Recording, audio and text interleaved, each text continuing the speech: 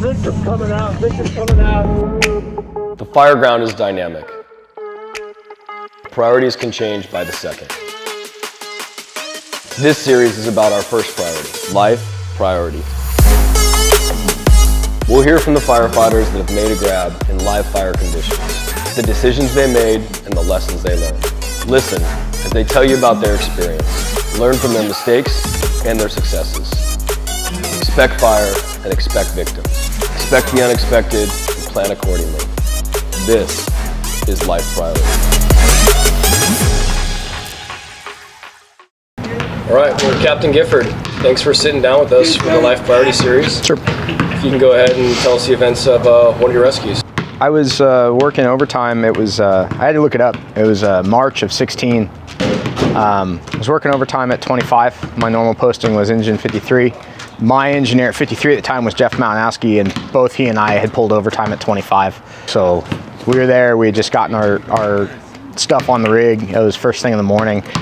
He was out checking the rig out, and I was inside with the medic crew in the kitchen. Pulse point went off, and I looked at it, and it was Tupelo. And I spent a ton of time in the south there. I wasn't super familiar with the north area, but I knew Tupelo was going to be 25, so it was certainly going to be on the pick. And so I looked at the guys on the medic and said, "That's going to be us, huh?" I went, "Yeah." So everybody went out to the app bay. The medic crew started to change. The tone set.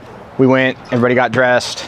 Jumped in the rig. I looked at the MDC. I was tuning up the radios, and it came in as house fire with confirmed rescue. And so we knew from minute one that, at least on paper, this is a confirmed rescue. So I looked at Jeff. He kind of asked where we were going. I said we're going to head towards the freeway, and looked in the back seat. The fireman wasn't in the back seat yet. Like I said, it was right, shift change. And so there was kind of that in and out of people moving around, and jumped down off the rig. Didn't see the fireman. Medic did the right thing, pulled down on the ramp, sat on the ramp for just a second, and then they took off. So I jumped back in, looked at Jeff, and he said, "What do you want to do?" And in my mind, I thought we were at advantage because we were traveling with our medic on the same dispatch at the same time. So as far as I was concerned, we were going with 4, and I said, we're going to go. So we left, 2 on the engine and 2 in the medic. We're traveling. Medic was ahead of us. You could see a small column. Wasn't a huge column, but you could see a column. Came up, and I want to say that time we were still doing roll call, if I remember correctly. And I failed to mention that we were running short. That was my bad. That didn't come up, and it came up later in discussion. It didn't really change the operation, but it came up. And I should have done that. That's one of those things that helps everybody kind of know where things are going. So the medic arrived. They were obviously a little bit ahead of us because we had sat for a second, and medic pulled up, gave a good arrival. It was a corner house duplex, the right side, the Delta side of the duplex. They pulled well past, and we're basically parking like almost 2 blocks down. They were way down there. Good job getting out of the way. Maybe a little bit too far, but they did a good job. Obviously smoke from the front. There were some bystanders who had a green line, and they were trying to put water in through a side light that I think they had broken out off the door. So pulled up. Jeff and I have been working together for a while. We were very comfortable together. I said, "Hey, I'm going to go hit the door. You drop a line on the front, on the driveway, and we'll see what this looks like." So I went up. There was a screen door that I was able to just pop with my hands and blew that out. The bystander said, there's a guy in there. He's in a wheelchair. They knew his name, and they confirmed he's in there. I went to force the door, and it turns out the door was actually unlocked. So I just had to open the door. Got a good heavy burp of smoke out overhead, but I could see underneath it had a fairly decent neutral plane. Standard small duplex, you go in and you're kind of in the living room area. The kitchen on this unit was immediately to the left, kind of in that more common area. And then back into the hallways. So I turned to Jeff and I said, "I'm going in, have the medic guys bring in the hose line." So I tossed on my mask and started to move underneath. Fire was in the living room. It was incipient, but it was definitely growing pretty strong. It was rolling up and it hit the ceiling and started to roll over. So I was calling out, hailing as I was moving forward, and basically like almost as soon as I said, fire department, I heard a kind of a groan, kind of on one knee, on one foot, skipping forward, trying to stay under the smoke. Not quite hoarder conditions, but there was a lot of stuff. I was stepping over stuff, moving around stuff. And so I heard this groan from deeper down the hall, and I was moving through the living room, past the fire, and I knew I was hitting the hallway because I transitioned from, I think it was a linoleum floor, but from a hard floor to a soft floor. And so I was fairly confident I was moving into the hallway. I got low to look down the hallway, and there was clothing and stuff, but I could see the back end of a wheelchair. And so I moved forward and contacted the wheelchair, and the victim was sitting in the wheelchair. So kind of a bunch of things went through my head. We trained fairly extensively about not going out through the same door we came in, because if it doesn't make sense, it doesn't make sense. So I knew I had come in over some fairly chunky stuff, had to step over clothing, had to step over some other stuff. And I wasn't real wild about trying to go backwards. So my thought was to go forward. And then I thought about it and went, you know, this is kind of semi-hoarder conditions. I don't know what I'm gonna find back there. What if the rooms don't have doors? Because my original plan was, hey, I'll push us down the hall into a bedroom, I'll close the bedroom door and call for help. And we'll either shelter in place or we'll go on a window with help or whatever. And so I started getting these thoughts crossing my head like, well, if I go forward and we get caught in worse conditions, hoarder conditions, and I can't close the door, then we're really screwed. And so all these things are going through my head. Do I go forward? Do I go backwards? I stopped myself and said, you know, this is dumb. Like, I'm just wasting time. And I don't think it took but a couple seconds to have these thoughts. But I'm like, you need to make action now. This guy is sitting in the smoke. He's not on the ground yet. So I thought about dumping him out of the chair. And I'm like, well, he's on a chair with wheels, man. Like, let's not make this harder than it needs to be. So I was kind of going through these conflicting, like, well, do I push forward? Do I push back? Do I leave him in the chair? I got to go past the fire. I got to go the smoke. So I just said, you know what, this is dumb. Like, I just need to make a decision and move. So decided we were gonna go backwards. I knew the pathway in, I knew there was some stuff to go over, but I also knew that we could make it to the door. I knew where the fire was and how it was building, and I knew that he was on wheels. So I figured we had a good egress plan. So I started to move backwards and just ran into everything. I mean, every piece of clothing, every box, I just kept catching the wheelchair on it. The victim was coughing and then stopped coughing, so I started to get more worried, started to go kind of harder, faster, and I'm trying to back this wheelchair up, and we're going over the top of stuff.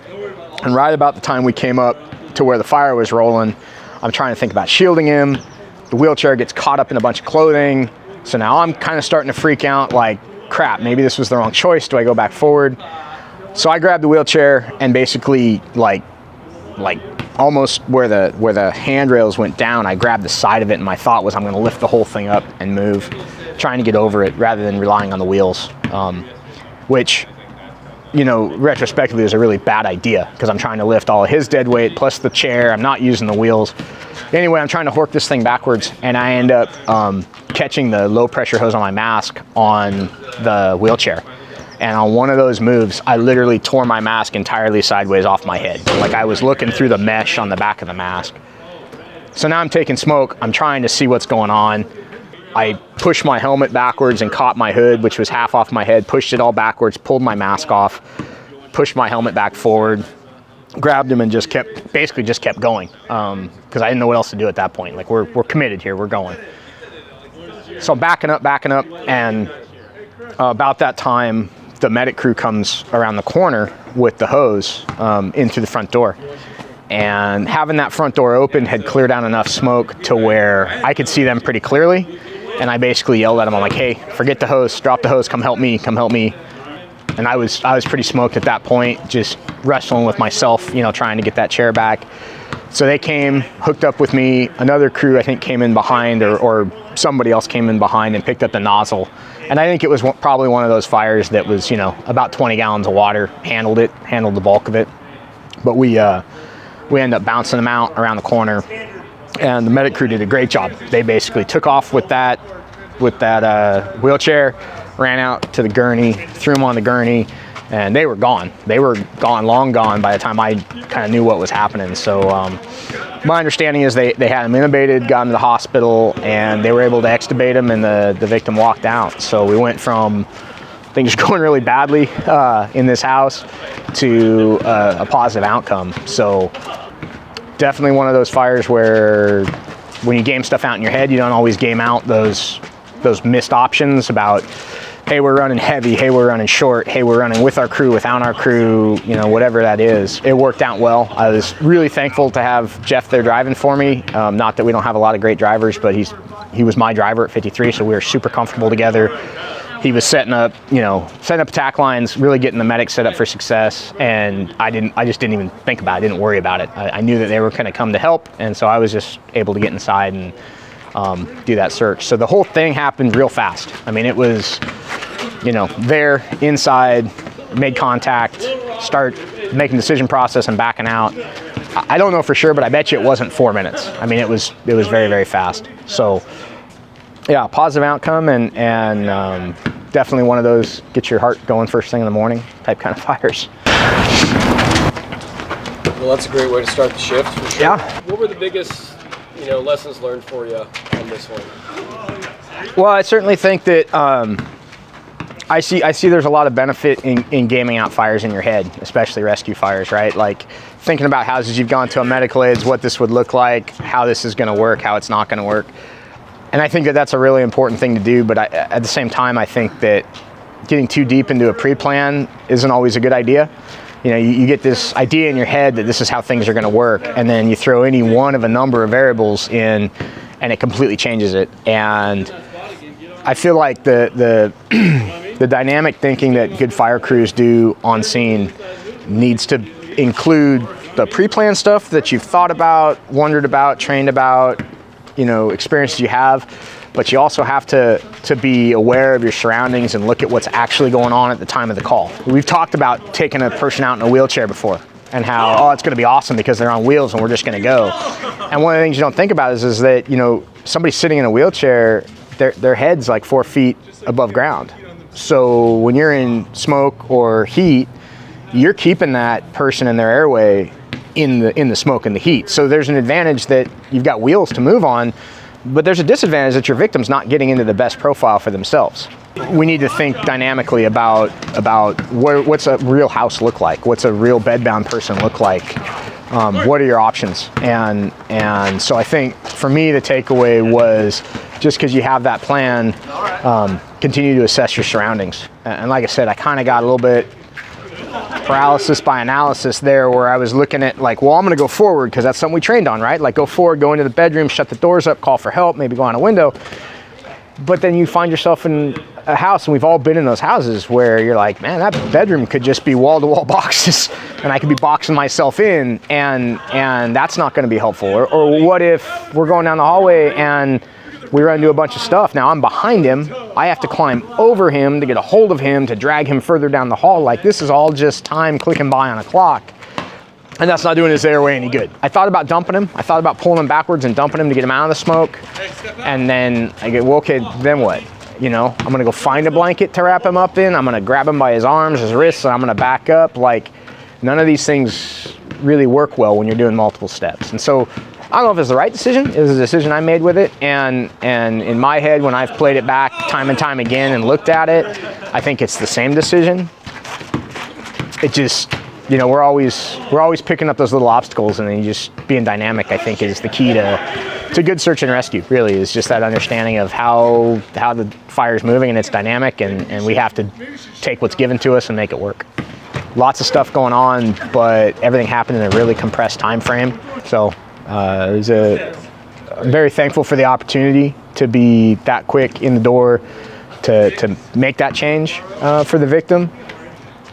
And like I said, I think the medic crew did a bang-up job of being on top of their game and positioning themselves well, and then coming in and doing good work.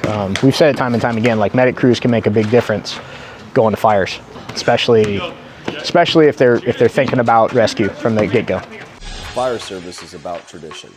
One of our traditions is about passing on our experiences and our lessons learned. When we do this, the story doesn't focus on the individual, but the team and the outcome. These lessons are shared so that you can better serve the public and your fellow firefighters. If you have a rescue and you're hesitant to tell your story, remember, the lessons you share may help save someone else's life or your own. Share your story by contacting us at lifepriority@metrofire.ca.gov.